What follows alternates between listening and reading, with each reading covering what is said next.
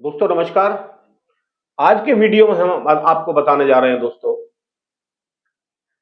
कि एक फैशन सा चल गया है फर्जी मुकदमे दायर करने का, एफआईआर दर्ज कराने का, अपने विरोधी पक्ष को नीचा दिखाने का, या उसको जेल भिजवाने का, या उसको परेशान करने का कि उसके खिलाफ क्यों ना एक झूठी एफआईआर थाने में दर्ज करा दी जाए और आपको जेल भिजवा दिया जाए। तो इस संबंध में आज का वीडियो मेरा है दोस्तों। मेरे वीडियो को शुरू से अंत तक देखें, जिससे कानून की बहुत ही महत्वपूर्ण जानकारी आपको होगी। और अगर मेरा वीडियो पसंद आए तो इसको लाइक करें, शेयर करें और मेरे चैनल को सब्सक्राइब करें। दोस्तों अब आते हैं मेन मुद्दे पर। पहले जो कानून था भारतीय दंड प्रक्रिया संहिता, अब उसकी जगह 1 जुलाई से नया कानून आ जाएगा, भारतीय नागरिक सुरक्षा संहिता 2023। पहले जो हम एफआईआर दर्ज कराते थे वो धारा 154 में पुलिस में एफआईआर दर्ज होती थी, लेकिन इस नए कानून के तहत अब जो एफआईआर दर्ज होगी पुलिस में, पुलिस जो एफआईआर दर्ज करेगी वो सेक्शन 173 बीएनएसएस के तहत दर्ज करेगी। दोस्तों अब क्या है दोस्तों, सेक्शन 173 क्लॉज 1 में कहा गया है कि संज्ञेय अपराध क्षेत्र पर विचार किए बिना जहां अपराध किया गया है दर्ज की जाएगी। यानी कि अब आप अपनी एफआईआर ये जरूरी नहीं है कि उस थाने पर ही दर्ज कराएं जिस थाने के क्षेत्राधिकार में अपराध हुआ है। आप अन्य किसी थाने पर भी एफआईआर दर्ज करा सकते हैं। हिंदुस्तान के किसी भी थाने में, किसी भी स्टेट में आप एफआईआर दर्ज करा सकते हैं और उसको जीरो एफआईआर का नाम दिया गया है। तो जीरो एफआईआर क्या है दोस्तों, इसके लिए मैं अलग से आपके लिए वीडियो बनाऊंगा। अब नेक्स्ट देखें एफआईआर होगी कैसे। एफआईआर लिखित रूप में हो सकती है, या मौखिक रूप में हो सकती है, या इलेक्ट्रॉनिक माध्यम से भी हो सकती है। अगर एफआईआर मौखिक रूप से की गई है आपके द्वारा थाने में जाकर, तो वहां थाने का जो भार साधक अधिकारी है, यानी हेड इंचार्ज है, एसएचओ हैं, एसओ हैं, वो आपकी रिपोर्ट को या तो स्वयं लिखेंगे या अपने द्वारा निर्देशित व्यक्ति से ये कह देंगे भाई इनकी एफआईआर लिख ले।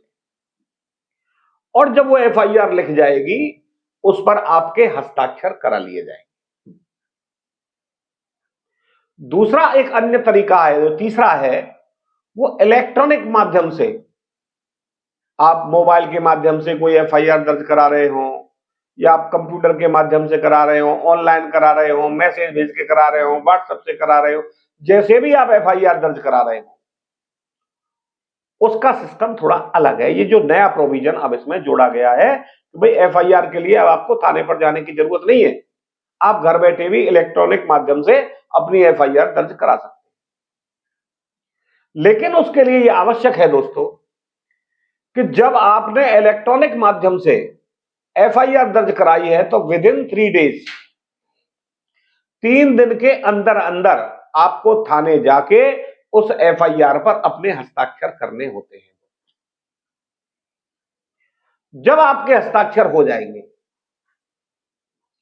तो जब आपकी एफआईआर थाने में अब पहुंचे, अब पुलिस क्या करती है, पुलिस उसमें प्राथमिक जांच करती है संज्ञेय अपराध के मामले। अब ये नहीं है कि एप्लीकेशन आई और अभियुक्त को गिरफ्तार कर लिया और जेल में ठोक दिया, बोले एफआईआर हो गई, पूरे जा जेल। ऐसा नहीं होगा। एक नया प्रावधान ये जोड़ दिया गया कि अब जो सेक्शन 173 सब क्लॉज 3 में जो जोड़ा गया है कि अब 14 दिन के अंदर पुलिस जो है, जो एफआईआर उसे प्राप्त हुई है उसके संबंध में प्राथमिक इंक्वायरी की जाएगी। और प्राथमिक इंक्वायरी में क्या होगा कि उस एफआईआर में जो बातें लिखी हैं एप्लीकेशन में, उनकी सत्यता की जांच की जाएगी। अब दोस्तों यही अवसर आता है एक अभियुक्त को अपने आप का बचाव करने के लिए। तो पुलिस जो है जिसके खिलाफ मुकदमा दर्ज कराने का प्रयास किया जा रहा है, उस आदमी को, यानी कि जो एफआईआर में नामजद है, उसमें एप्लीकेशन में, उसको अपने पास बुलाएगी, सम्मन भेजेगी और उसको सुनवाई का पर्याप्त अवसर देगी और उससे पूछेगी कि आपके द्वारा यह अपराध किया गया है। अगर आप निर्दोष हैं तो आप अपने सबूत लाइए। तो दोस्तों जिसके ऊपर एफआईआर की जा रही है, उस व्यक्ति के पास अपना बचाव करने का तरीका, अपना बचाव करने का उपाय ये प्राथमिक स्टेज पर ही आपको प्राप्त हो जाता है। और जिसके खिलाफ मुकदमा दर्ज कराया जा रहा है, वो व्यक्ति अपनी निर्दोषता का सबूत पुलिस को दे सकता है। अब उदाहरण के लिए मान लें दोस्तों कि मेरे खिलाफ अगर किसी के द्वारा झूठा मुकदमा दर्ज कराया जा रहा है और उसमें यह लिखा जा रहा है कि साहब फलानी तारीख को फलाने स्थान पर मेरे द्वारा रिपोर्टकर्ता के खिलाफ यह घटना की गई और फलानी उस तारीख को और उस समय और उस स्थान पर मैं नहीं था जब, तो मैं अगर यह साबित कर देता हूं कि जो घटना का स्थान और घटना का समय बताया गया है, इस समय पर तो मैं वहां उपस्थित ही नहीं था, मैं तो अन्यत्र कहीं था। अब अन्यत्र कहां है? हम मान लो किसी मॉल में मान लो सामान खरीदने के लिए जा रहे हैं, वहां वीडियो कैमरे लग रहे हैं, वहां हमारी फोटो है उतने टाइम की, या हम सिनेमा हॉल में उसका टिकट है, हम पिक्चर देख रहे हैं, या अगर हम टीचर हैं तो हम अपने विद्यालय में हैं, या हमारा अन्य कोई मुकदमा किसी न्यायालय में चल रहा है तो वहां हमारी हाजिरी होगी ऑर्डर शीट पर। यानी कि जहां की आपकी उपस्थिति है, कहीं से आपने माल खरीदा है उसकी पर्ची होगी, आप उस स्थान से करीब 100-200 किलोमीटर दूर है, किसी होटल में रुके हुए हैं, वहां के बिल की आपकी पर्ची होगी। तो ऐसे सबूत आप पुलिस को देकर अपने आप को निर्दोष साबित कर सकते हैं और पुलिस आपके खिलाफ एफआईआर दर्ज नहीं करेगी, उसके प्रार्थना पत्र को रिजेक्ट कर देगी। अब जो आपको फर्जी रूप से फंसाना चाह रहा है वो क्या करता है? वो एक एप्लीकेशन लिखेगा हमारे खिलाफ रिपोर्ट दर्ज कराने के लिए कि साहब फलाना आदमी ये दोषी है, लेकिन पुलिस ने तो मेरी रिपोर्ट ही दर्ज नहीं की, लिहाजा मेरी रिपोर्ट दर्ज करा दी जाए। और मान लो एसपी महोदय भी कोई कार्रवाई नहीं करते, तो जो निर्दोष व्यक्ति को फंसाने वाला, जो गलत एफआईआर दर्ज करने वाला व्यक्ति है, वो मजिस्ट्रेट के पास जाए और मजिस्ट्रेट क्या करेंगे, उस एप्लीकेशन पर सुनवाई करेंगे, उसके सबूत देखेंगे, उसके बयान लेंगे और बयान लेने के बाद में अगर मजिस्ट्रेट ये पाते हैं, न्यायालय ये पाती है कि हां इसका कुछ मामला बनता है, तो जज साहब के पास दो विकल्प होते हैं दोस्तों। एक तो वो उसके प्रार्थना पत्र पर यह आदेश कर दे संबंधित थानाध्यक्ष के लिए जहां अपराध घटित हुआ है कि भाई इनकी एफआईआर दर्ज कर ली जाए, और जब वहां एफआईआर दर्ज होगी तो फिर उसमें वही प्रोसीजर शुरू हो जाएगी, प्राइमरी इंक्वायरी होगी, उसमें उसी स्टेज पे चला जाएगा। लेकिन अगर मजिस्ट्रेट क्या करती है कि 200 के तहत, धारा 200 थी पहले कंप्लेंट में और अब ये दो धारा हो गई है 100, पहले अब धारा हो गई 223।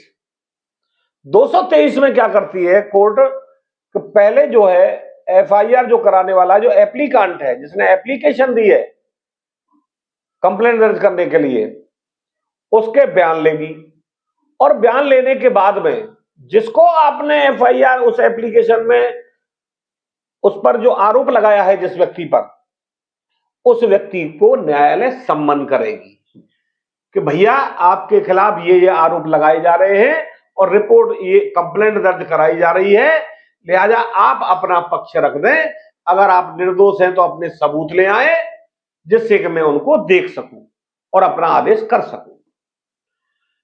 अगर आपके खिलाफ किसी ने ये झूठा आरोप लगाया तो आप न्यायालय में उपस्थित होके, वही वाली बात है जो अब थोड़ी देर पहले बताई थी कि साहब मेरा घटना से कोई संबंध नहीं है, मैं घटना के वक्त मौके पे मौजूद नहीं था, उस दिन मैं गांव में ही नहीं था जहां घटना हुई है, मैं तो कहीं अन्यत्र बाहर था, वहां बाहर होने का आप अपना सबूत कोई दिखा दें, और अगर गांव में है तो एफिडेविट लोगों के लगवा दे कि घटना स्थल पर थे ही नहीं, ये तो झूठी घटना, ऐसी घटना कोई घटित ही नहीं हुई।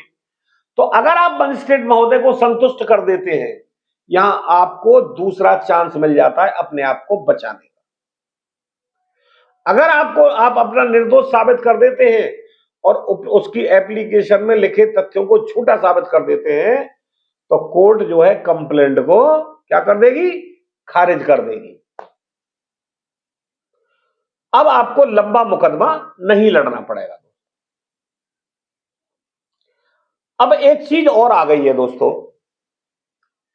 कि उसके बाद में अब वहां चलते हैं पुलिस के पास। जब मान लो एफआईआर दर्ज हो गई है या मजिस्ट्रेट के माध्यम से पुलिस ने दर्ज कर ली है, तो पुलिस क्या करती है, अपना इन्वेस्टिगेशन करती है, अपने जो अभियोजन पक्ष है, जो उसका जिसने एफआईआर दर्ज कराई है, उसके सबूत लेती है उसके फेवर।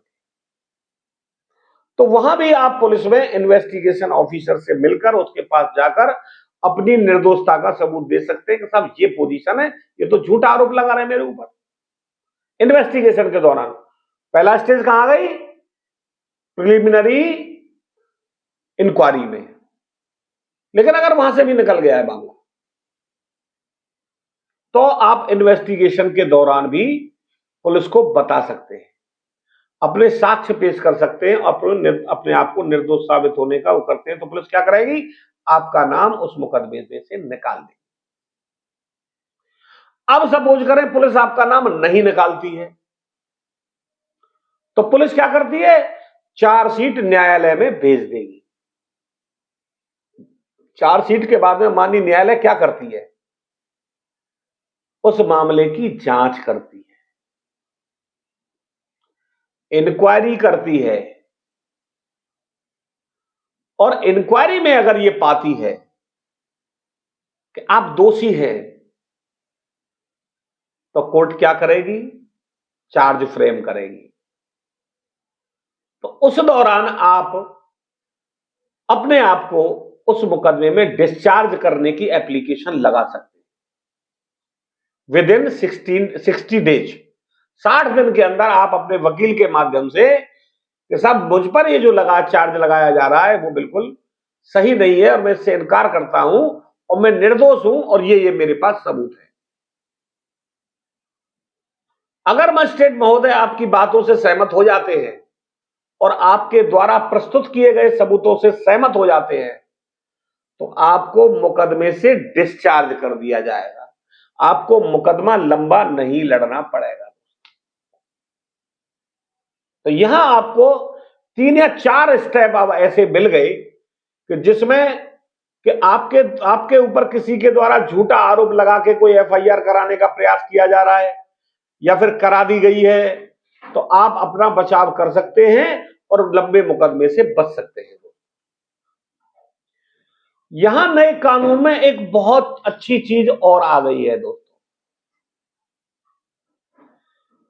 पुलिस को 90 दिन के अंदर तो चार्जशीट दाखिल करनी पड़ेगी और ट्रायल की भी समय सीमा फिक्स कर दी गई है। जो रैप और पॉस्को से संबंधित मामले हैं उनमें पुलिस 2 माह के अंदर अपनी चार्जशीट दाखिल करेगी, कोई क्षम्य नहीं है बात। अब दूसरा आता है दोस्तों, चार्जशीट जो लगेगी वो 90 दिन में और उसमें पॉस्को या रैप वगैरह जैसे मामले में 2 माह का मामला है, और ट्रायल आपका कितने दिन में पूरा होगा ये भी अब फिक्स कर दिया गया है। 90 दिन यानी कोर्ट का जजमेंट जो चार्जशीट फाइल हो जाएगी उससे 90 दिन, और ज्यादा से ज्यादा जब करेंगे कारण देते हुए 180 दिन में न्यायालय को जजमेंट करना ही पड़ेगा। और रैप और पॉस्को जैसे मामले में न्यायालय द्वारा मात्र 60 दिन के अंदर अपना जजमेंट देना पड़ेगा सुनवाई करने के बाद। तो दोस्तों अगर आपको किसी के द्वारा झूठे मुकदमे में फंसाया जा रहा है और पुलिस में आपके खिलाफ प्रार्थना पत्र दे दिया गया है झूठा, तो पुलिस प्राइमरी इंक्वायरी करेगी और उसमें अपने अपने सारे गवाह सबूत दे करके आप अपने आप को निर्दोष साबित कर सकते हैं। दूसरा पोजीशन आती है मजिस्ट्रेट महोदय के सामने, जब वो कंप्लेंट के रूप में मामले को दर्ज करते हैं और उसमें जो वादी मुकदमा है, जो आपके ऊपर झूठे आरोप लगा रहा है, उसकी गवाही के बाद में कोर्ट आपको मौका देगी अपनी सफाई देने का, तो वहां भी आप अपने सबूत पेश करके अपने आप को निर्दोष साबित कर सकते हैं। तीसरी स्टेज आती है चार्ज के टाइम पर, जब वहां आपका वो हो जाता है, ट्रायल शुरू हो जाता है, वहां भी अपने आप को डिस्चार्ज करने की जो एप्लीकेशन आप न्यायालय में लगा सकते हैं। तो दोस्तों यहां कई चीजें आ गई। अगर आप अपना सबूत तैयार रखिए, अगर कोई आपके खिलाफ झूठे आरोप लगाता है, सारे सबूत अप टू डेट रखिए, आपका कोई कुछ नहीं बिगाड़ सकता, आपके खिलाफ कोई एफआईआर दर्ज नहीं हो सकती। अगर दर्ज हो गई है तो वो निश्चित रूप से समाप्त होगी। अब एक रेमेडी और बता दूं मैं आपको दोस्तों, अगर मजिस्ट्रेट ने भी एफआईआर के आदेश कर दिए हैं या पुलिस ने एफआईआर दर्ज कर ली है गलत तरीके से, या मजिस्ट्रेट महोदय से धोखे से गलत सबूत देके आदेश करा लिए गए, तो आप 482 के तहत हाई कोर्ट में जाकर के भी उस एफआईआर को क्वैश करा सकते हैं। वहां भी आप अपने गवाह सबूत दे सकते हैं। तो दोस्तों अब किसी के द्वारा किसी को झूठे मुकदमे में फंसाना इतना आसान नहीं रह गया है। नए कानून ने अब शिकंजा कस दिया है और इससे मैं उम्मीद करता हूं कि लोगों को, जिनको निर्दोष फंसाया जा रहा है, उनको वास्तव में बहुत जल्दी न्याय मिलेगा। तो दोस्तों आज के लिए बस इतना ही। जय श्री राम, राधे राधे, जय श्री कृष्ण।